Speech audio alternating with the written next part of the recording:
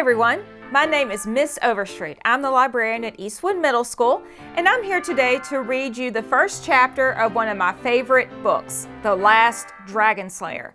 This is written by Jasper Fforde, who is an author. I will read anything that he writes.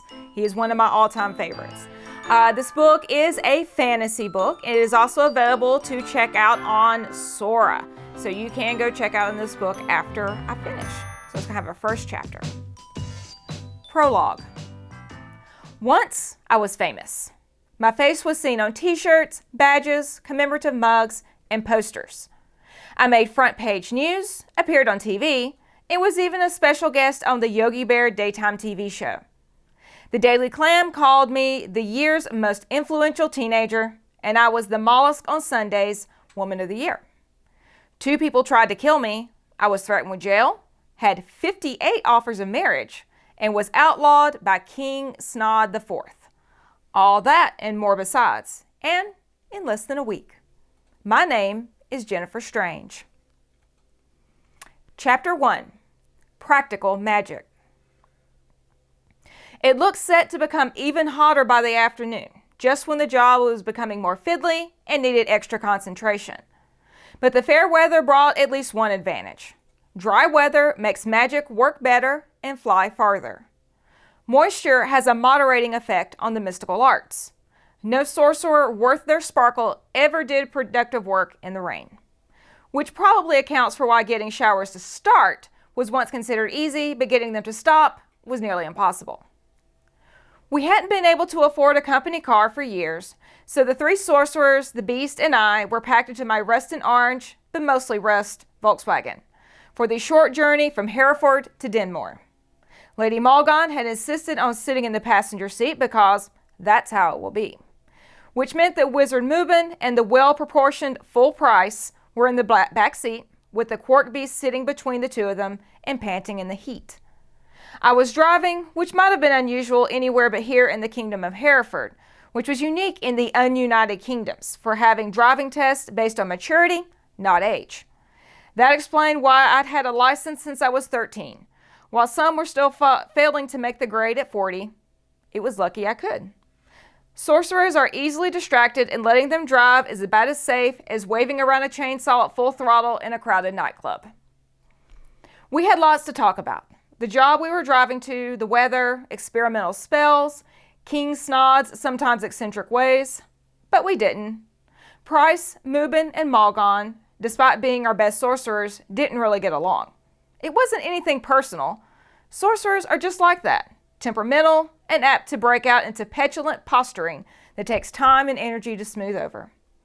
My job of running Kazam Mystical Arts Management was less about spells and enchantments, diplomacy and bureaucracy, than about babysitting. Working with those versed in the mystical arts was sometimes like trying to knit with wet spaghetti. Just when you thought you'd gotten somewhere, it all came to pieces in your hands. But I didn't really mind. Were they frustrating? Frequently. Were they boring? Never.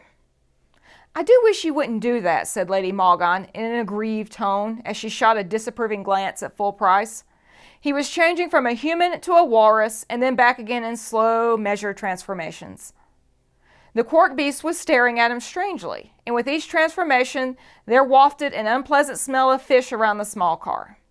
It was good the windows were open. To Lady Malgon, who in better days had once been sorceress to royalty, transforming within potential view of the public, was the mark of the hopelessly ill-bred. "Gruff, gruff," said Full Price, trying to speak while a walrus, which is never satisfactory. "I'm just tuning up," he added in an indignant fashion, once de-walrused and or rehumaned, depending on which way you looked at it. "Don't tell me you don't need to."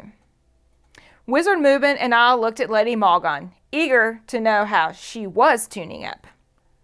Mubin had prepared for the job by tinkering with the print of the Hereford Daily Eye Strain. He had filled in the crossword in the 20 minutes since we'd left Kazam. Not unusual in itself, since the Eye Strain's crossword is seldom hard, except that he had used printed letters from elsewhere on the page and dragged them across using the power of his mind alone. The crossword was now complete and more or less correct, but it left an article on Queen Mimosa's patronage of the Troll War Widows Fund looking a little disjointed. I am not required to answer your question, replied Lady Morgan haughtily. And what's more, I detest the term tuning up. It's quasificating and always has been. Using the old language makes us sound archaic and out of touch, replied Price. It makes us sound as if we are meant to be, replied Lady Morgan, of a noble calling.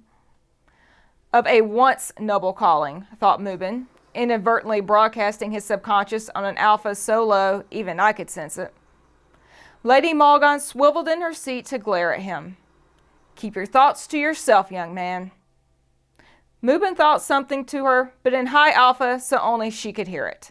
I don't know what he thought, but Lady Morgan said, well, and stared out the window in an aggrieved fashion. I sighed. This was my life. Of the 45 sorcerers, movers, soothsayers, shifters, weathermongers, carpetiers, and other assorted mystical artisans at Kazam, most were fully retired due to infirmity, insanity, or damage to the vital index fingers, either through accident or rheumatoid arthritis. Of these 45, 13 were potentially capable of working, but only 9 had current licenses, 2 carpetiers, a pair of precogs, and most important, 5 sorcerers legally empowered to carry out acts of enchantment. Lady Morgan was certainly the crabbiest and probably the most skilled. As with everyone else at Kazam, her powers had faded dramatically over the past 3 decades or so. But unlike everyone else, she had not really come to terms with it. In her defense, she had had farther to fall than the rest of them, but this really wasn't an excuse. The sisters Karamazov could also claim once royal patronage, and they were as nice as apricot pie. Mad as a knapsack of onions, but pleasant nonetheless. I might have felt sorrier for Morgan if she weren't so difficult all the time. Her intimidating manner made me feel small and ill at ease, and she rarely, if ever, missed an opportunity to put me in my place. Since Mr. Zambini's disappearance, she'd gotten worse, not better. Quark, said the Quark Beast. Did we really have to bring the beast? Full Price asked me. It jumped in the car when I opened the door. The Quark Beast yawned, revealing several rows of razor-sharp fangs. Despite his placid nature, the beast's ferocious appearance almost guaranteed that no one ever completely shrugged off the possibility that he might try to take a chunk out of them when they weren't looking. If the Quark Beast was aware of this, it didn't show.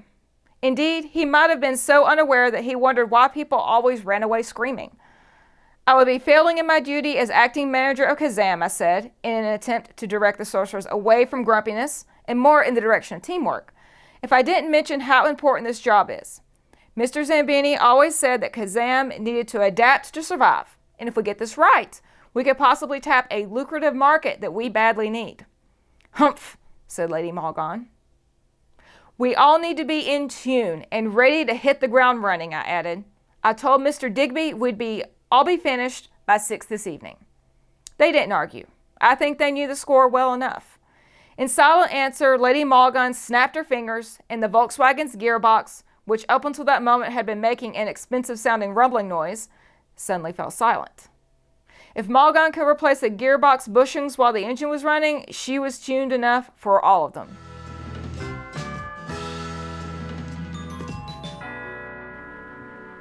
Okay, everyone, so that was the prologue in Chapter 1 to The Last Dragon Slayer by Jasper Fforde. Please go check this book out on Sora. You will not regret it. Everyone, have a great day. Bye.